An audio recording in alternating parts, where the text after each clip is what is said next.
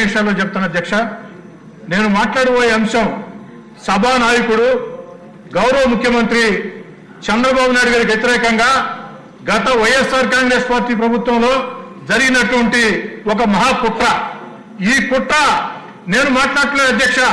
గత రాత్రి ABN big debate లో వెంకటకృష్ణతో స్వయంగా సీనియర్ ఐఏఎస్ అధికారి, విశ్రాంత ఐఏఎస్ అధికారి పివి రమేష్ గారు చాలా స్పష్టంగా చెప్పారు అధ్యక్ష.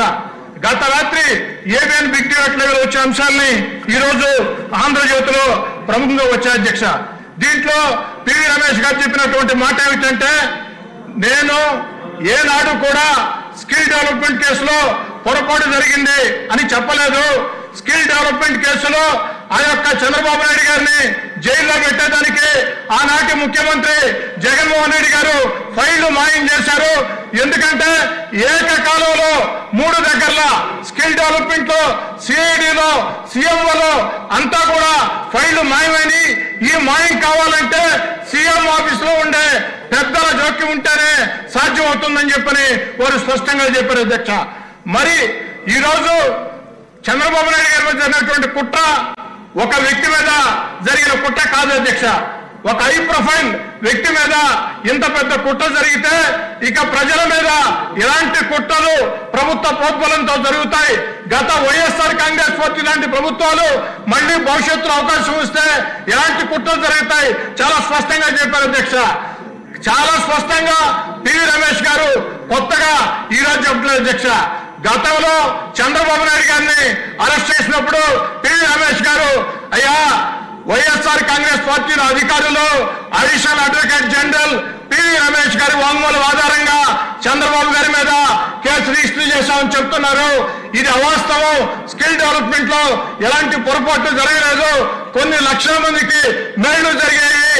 నా యొక్క స్టేట్మెంట్ ని ఫ్యాబ్రికేట్ చేస్తున్నారని అదే మాట రాత్రి కూడా చెప్పారు అధ్యక్ష. ఒక సీనియర్ విశ్రాంత అధికారి కేసుని, వాంగ్మూలాన్ని ఫ్యాబ్రికేట్ చేశారంటే, తప్పుదారి పట్టించారంటే ఇది ఒక మహాకుట్ర అధ్యక్ష. దీని మీద ప్రభుత్వం స్పందించాలా మిమ్మల్ని కూడా అడుగుతున్నాను అధ్యక్ష నేను. ఎందుకంటే సభానాయకుడు ముఖ్యమంత్రి గారి మీద గౌరవ మర్యాదలకు సంబంధించి 53 రోజులు జైల్లో దుర్మార్గంగా పెట్టిన కుట్రకు సంబంధించి స్వయంగా విశ్రాంత ఐఏఎస్ అధికారి డీజీపీ గారికి లేఖ రాశారు. విశ్రాంత ఐఏఎస్ అధికారి దీని మీద విచారణ చేయమని డీజీపీ గారికి లేఖ రాస్తే ఆ లేఖ మీద డీజీపీ గారు స్పందించారా లేదా, స్పందించుకుంటే ఎందుకు స్పందించలేదు, స్పందించి ఉంటే ఏం జరిగింది, దీని మీద తేల్చాలా. దయచేసి మిమ్మల్ని కోరేది, ఈ రోజు 0 అవర్ ని రద్దు చేయండి. 0 అవర్ ని రద్దు చేసి సభలో ఉన్నటువంటి సభ్యుల అందరి అభిప్రాయాలు తెలుసుకోండి. ఇది చాలా ముఖ్యమైన అంశం.